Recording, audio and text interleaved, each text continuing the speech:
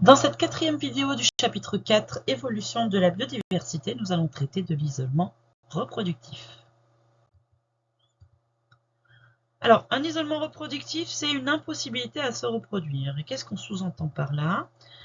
Tout simplement, se reproduire, c'est engendrer de nouveaux êtres vivants fertiles, qui est une continuité et une transmission, évidemment, des allèles sur les générations futures. Donc ça, quand on est en isolement reproductif, ce n'est plus possible. C'est-à-dire que cet isolement reproductif, il est dû à au moins une barrière reproductive qui empêche cette reproduction. Alors on va voir dans le détail justement ce que sont ces barrières reproductives.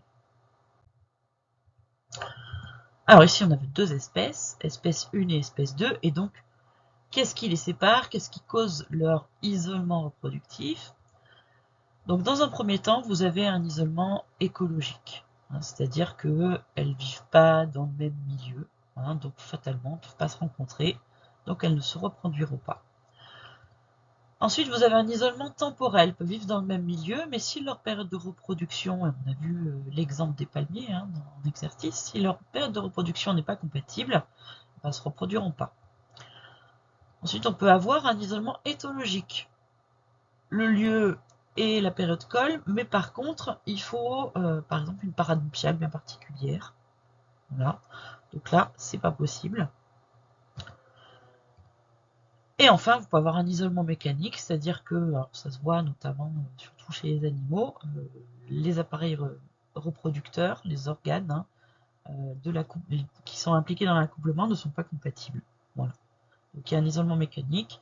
On l'a vu pour le papillon Zereintia, qui du coup avait voilà, une inadaptation entre les appareils reproducteurs, et c'est ce qui conduisait à découvrir qu'on avait deux espèces différentes. Enfin, on a un isolement gamétique, c'est-à-dire que vous pouvez avoir tout le reste qui colle, mais voilà, les gamètes, à savoir mâles et femelles, ne sont pas adaptés, et donc il ne peut pas y avoir de fécondation. Alors l'ensemble de ces barrières reproductives qu'on vient de voir ici, qui sont avant la conception d'une cellule œuf, avant la conception d'un zygote, sont appelées des barrières prézygotiques. Voilà. Si ça réussit et qu'on arrive à former un zygote, il peut y avoir d'autres barrières. Déjà, alors du coup le zygote sera considéré comme un hybride, puisque issu de la reproduction entre deux espèces différentes. Déjà, il faut qu'il puisse être vivant, ce zygote, puisque la viabilité des hybrides, bien souvent, ça peut faire défaut. C'est-à-dire qu'on arrive à former une cellule œuf, mais après, il n'y a pas de développement. Ça s'arrête là. Il n'y a pas de développement embryonnaire, il n'y a pas de développement de l'individu à part entière.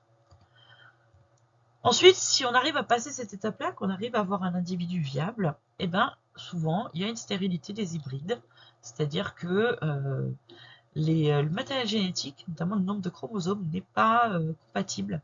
Et de ce fait, on ne peut pas avoir de reproduction par la suite. Donc c'est ce qu'on avait dit, qui pouvait se produire entre l'âne et le cheval, par exemple, où justement le produit est stérile. Enfin, on peut avoir, alors là il faut compter plusieurs générations, les hybrides ne sont pas stériles, mais au fur et à mesure, on va avoir une déchéance. Donc ça peut être par exemple des pertes de caractère, ça peut être finalement un rassemblement des gènes de espèce 1 et espèce 2 qui n'est pas forcément, on va dire, très pertinent.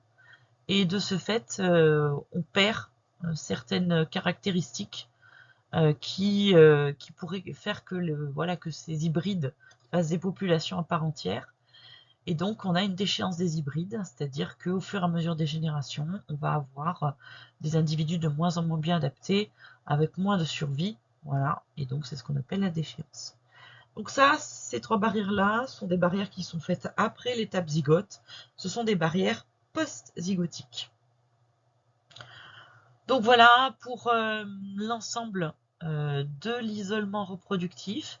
Donc je rappelle que c'est au moins une des barrières ici, et qu'à partir du moment où il y a une de ces barrières, on peut considérer que les espèces en question sont des espèces différentes.